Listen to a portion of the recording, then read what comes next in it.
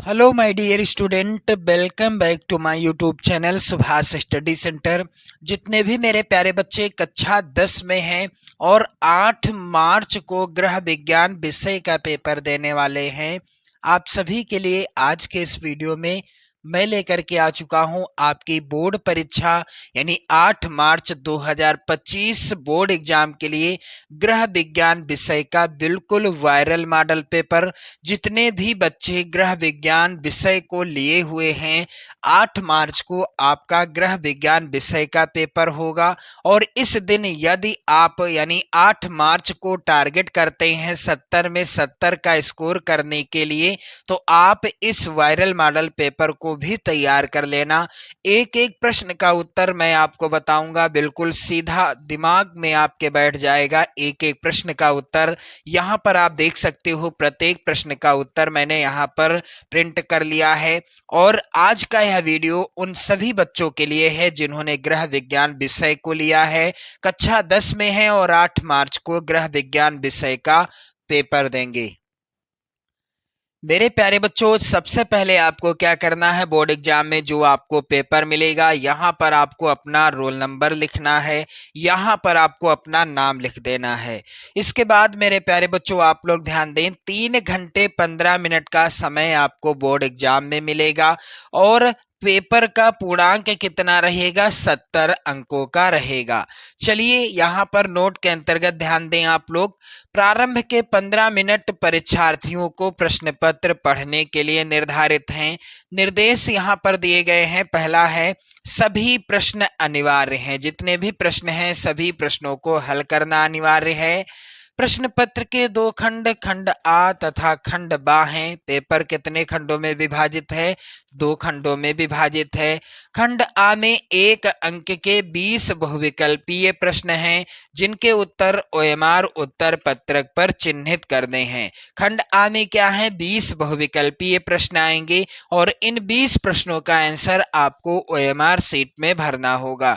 मेरे प्यारे बच्चों, यहाँ पर आप लोग आगे देखेंगे, अगला निर्देश है, खंड आ के बाद प्रत्येक प्रश्न का निर्देश पढ़कर केवल प्रदत्त ओएमआर उत्तर पत्रक पर ही आपको उत्तर चिन्हित करना है।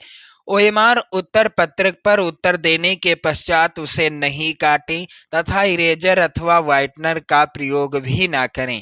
मेरे प्यारे बच्चों, एक बार आपने ओएमआर सीट में गोला काला कर दिया, उसके बाद आपको उस गोले को काटना नहीं है, ना ही उसमें इरेजर लगाना है और ना ही उसमें व्हाइटनर का प्रयोग करना है। कुछ नहीं करना। प्रश्न के अंक उसके सम्मुख अंकित हैं। कौन सा प्रश्न कितने अंक का है इसका भी विवरण दिया गया है। खंड बा में 50 अंक के वर्णनात्मक प्रश्न हैं। जो खंड बा होगा उसमें 50 अंक के वर्णनात्मक प्रश्न आएंगे। मेरे प्यारे बच्चों, यहाँ पर आप लोग ध्यान दें, खंड बा में सभी प्रश्नों के उत्तर एक साथ ही आपको करना होगा और इन प्रश्नों का उत्तर आप लोग एक साथ ही करेंगे। प्रथम प्रश्न से आरंभ कीजिएगा तथा अंतिम प्रश्न तक करते जाइएगा। जो प्रश्न आपको नहीं आता है यानी जिस प्रश्न का उत्तर आपको नहीं पता है उस पर आपको समय अपना नष्ट नहीं करना है।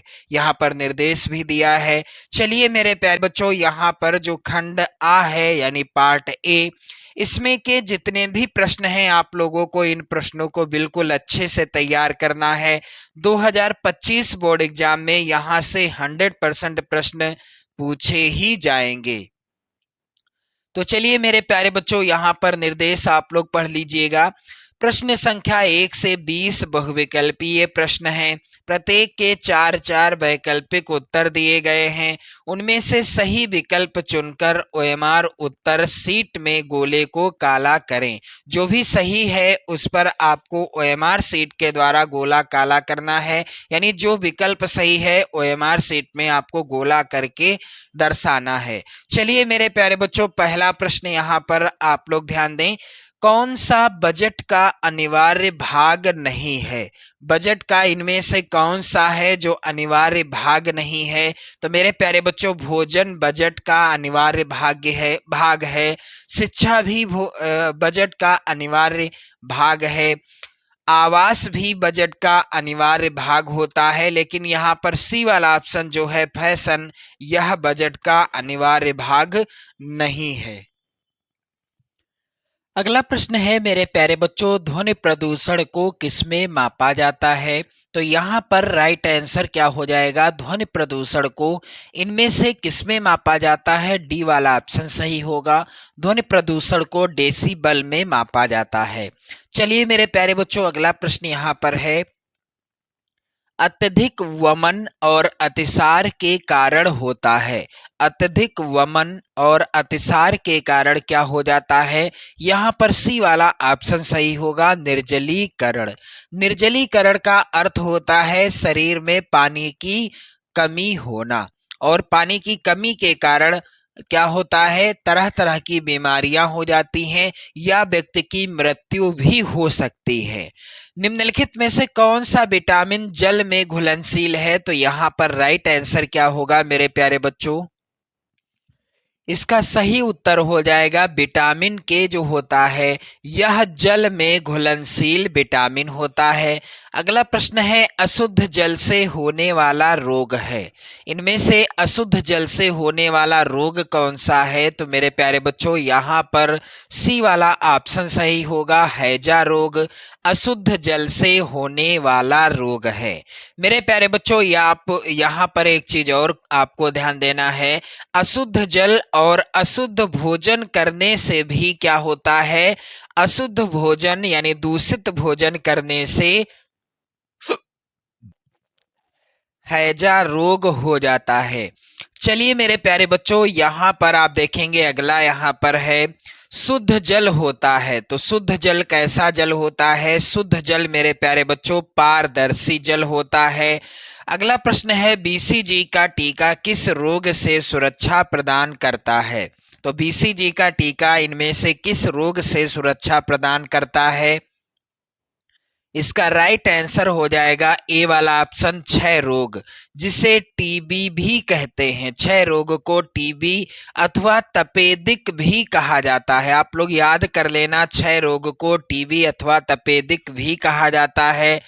अगला प्रश्न है मेरे प्यारे बच्चों, यहाँ पर प्रश्न संख्या 8, आदर्श बजट माना जाता है। इनमें से कौन सा है जिसे आदर्श बजट माना जाता है? तो यहाँ पर सी वाला ऑप्शन सही होगा, बचत का बजट। बचत का बजट जो होता है उसे आदर्श बजट माना जाता है। अगला प्रश्न मेरे प्यारे बच्चों बेसिक सा सवाल है, आपको घबराना नहीं है। ये प्रश्न मैं सॉल्व करके बताऊंगा आप सभी को। कह रहा है कि 1 किलोग्राम चीनी का मूल्य 40 रुपए है, तो 5 किलोग्राम चीनी का मूल्य क्या होगा? 1 किलोग्राम चीनी का मूल्य है 40 रुपए, 5 किलोग्राम चीनी का मूल्य क्या होगा? इसको हम गुणा कर देंगे, 5 का पहाड़ा 0 में लगाएंगे तो क्या आएगा? 0 आएगा। 5 का पहाड़ा हम 4 में लगाते हैं तो 5 चौको 20 होता है, 200 रुपए आ जाएगा। मेरे प्यारे बच्चों, यहाँ पर इसका विकल्प थोड़ा सा मिसप्रिंट है।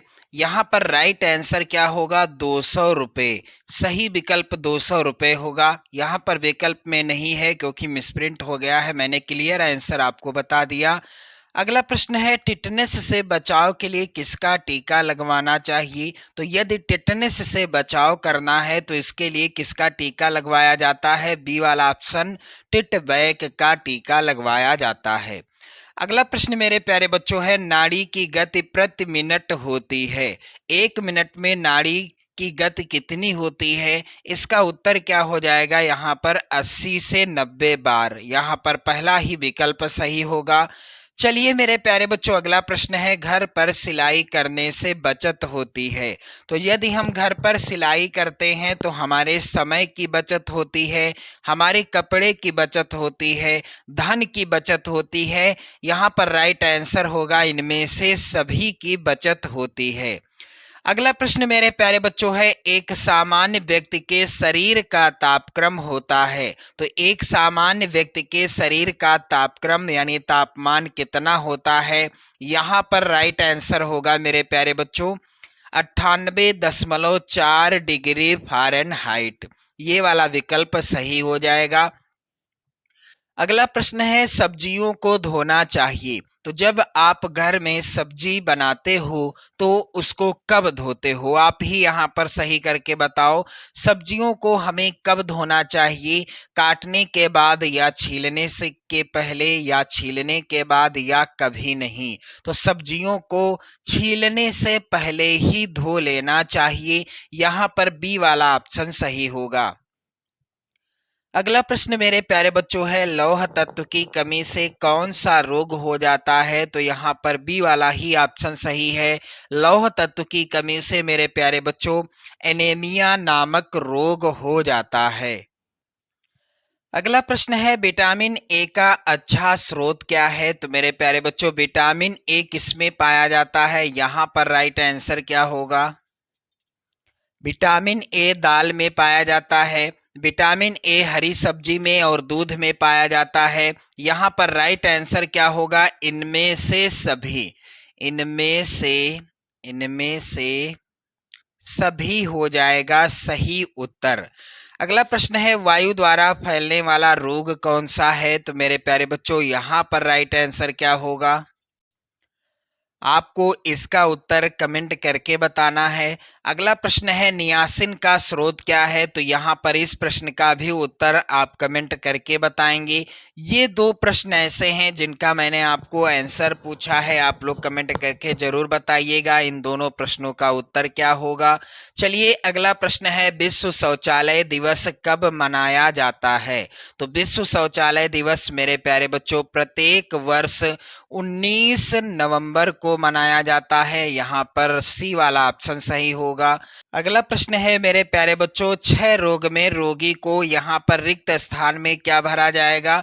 कैसा भोजन दिया जाता है? तो क्षय रोग में रोगी को प्रोटीन युक्त भोजन दिया जाता है। यहाँ पर पहला ऑप्शन सही होगा। चलिए अब बारी आती है खंड बाकी। इसमें आप देखेंगे यहाँ पर निर्देश है पहला, प्रश्न संख्या 21 से 26 अति लघुत्तरीय हैं। प्रत्येक प्रश्न का उत्तर अधिकतम आपको 25 शब्दों में लिखना है।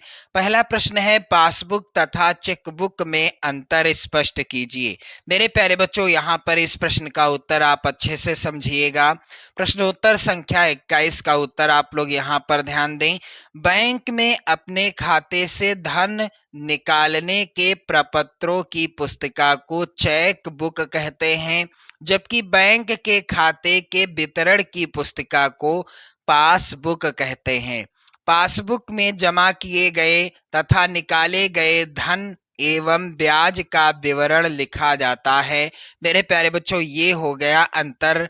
बैंक की पासबुक और चेकबुक में क्या अंतर है आपने बिल्कुल अच्छे से समझ लिया।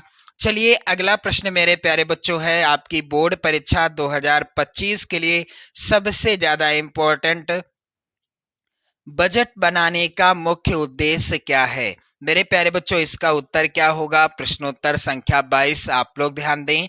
बजट बनाने का पहला उद्देश्य है परिवार के सभी स्रोतों से होने वाली आय का सही ज्ञान हो जाता है कि कितनी हमारी आमदनी हुई है और कितना हमने खर्च किया है।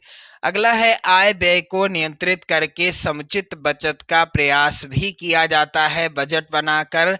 अगला यहाँ पर मेरे प्यारे बच्चों प्रश्न संख्या 23 है, प्रेशर कुकर की उपयोगिता स्पष्ट कीजिए। मोस्ट इंपॉर्टेंट प्रश्न है आपकी बोर्ड परीक्षा के लिए, प्रेशर कुकर की उपयोगिता को स्पष्ट कीजिए। तो यहाँ पर इसका उत्तर क्या होगा? प्रश्नोत्तर संख्या 23, प्रेशर कुकर की उपयोगिता क्या है? यह एक हैंडल युक्त बर्तन होता है। प्रेशर कुकर आपने देखा होगा, उसमें एक हैंडल लगा होता है जिसके ढक्कन के अंदर चारों तरफ एक रबर का छल्ला लगा रहता है। ढक्कन पूरी तरह बंद कर देने से भाप बाहर नहीं निकलती है और उसके दबाव से खाना अतिशीघ्र पक जाता है।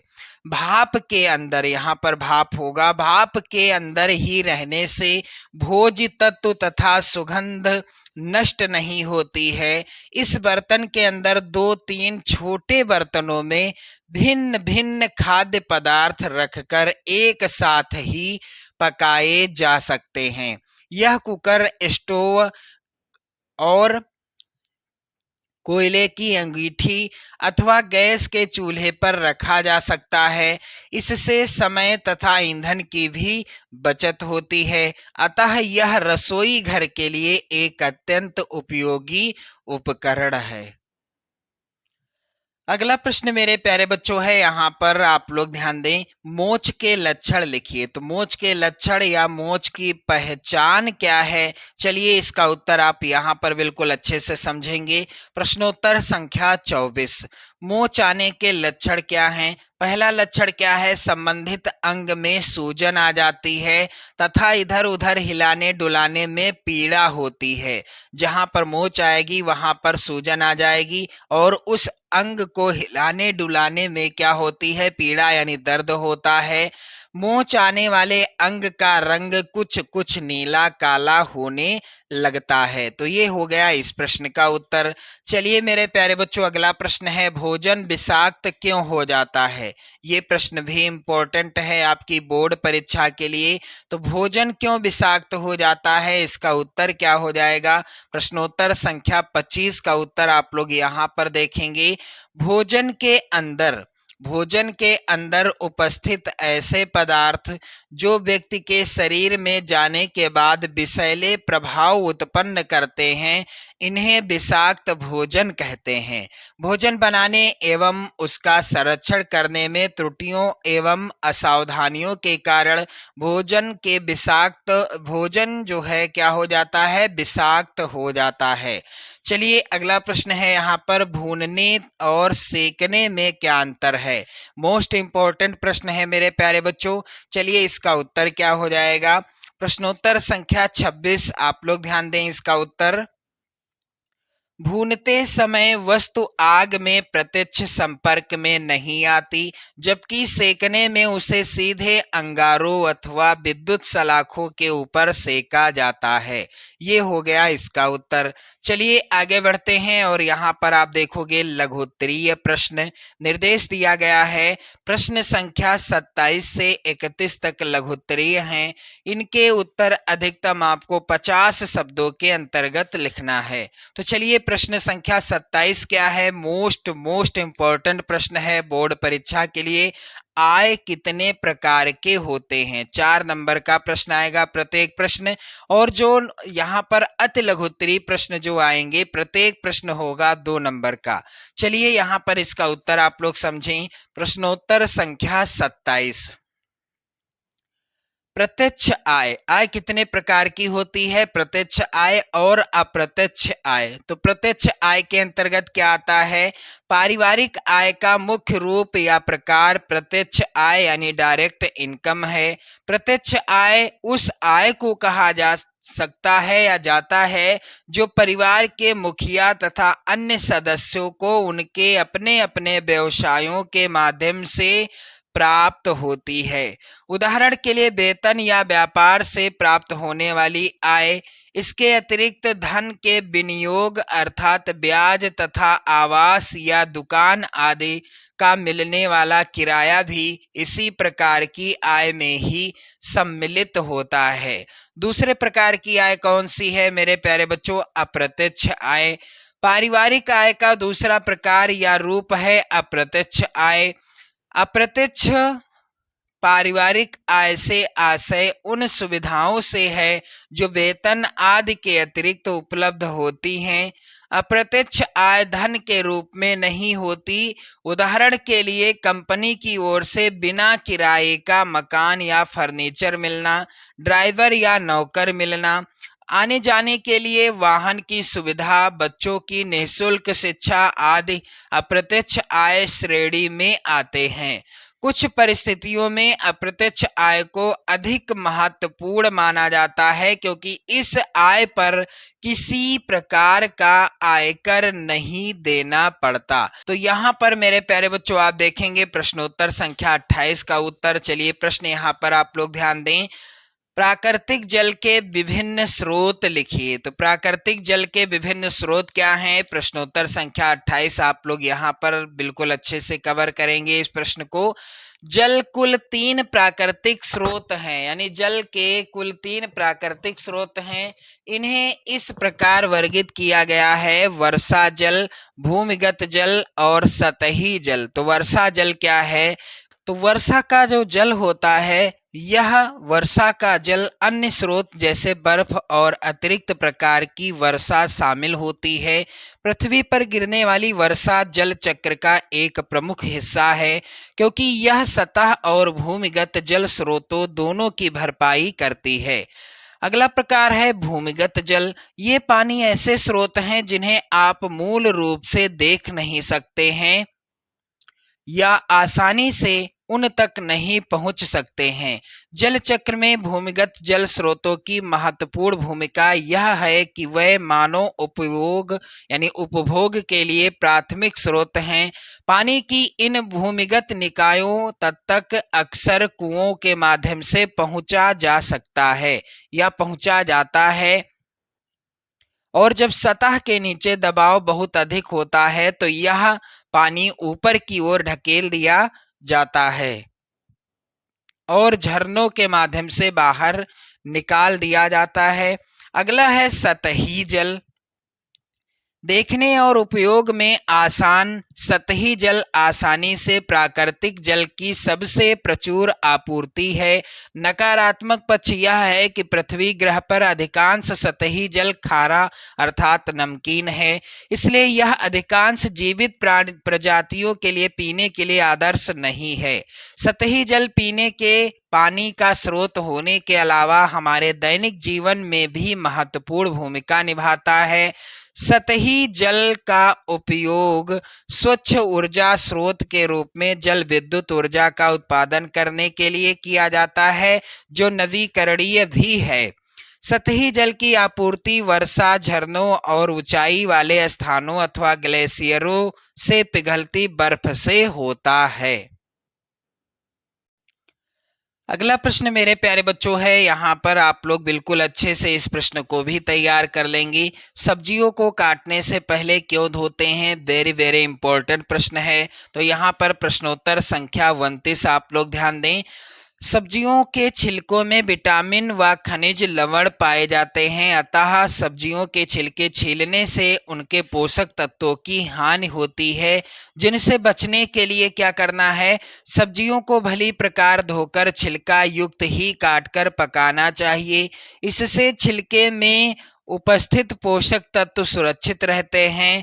मोटे छिलके वाली सब्जियों के छिलके अधिक गहरे नहीं छीलने चाहिए, क्योंकि पोषक तत्वों की छिलकों के साथ निकल जाने की संभावना रहती है। तो मेरे प्यारे बच्चों, आप सभी लोग ध्यान दें, इस वीडियो को ज़्यादा से ज़्यादा शेयर कर दें, क्योंकि यहाँ से प्रश्न आना बिल्कुल तय है।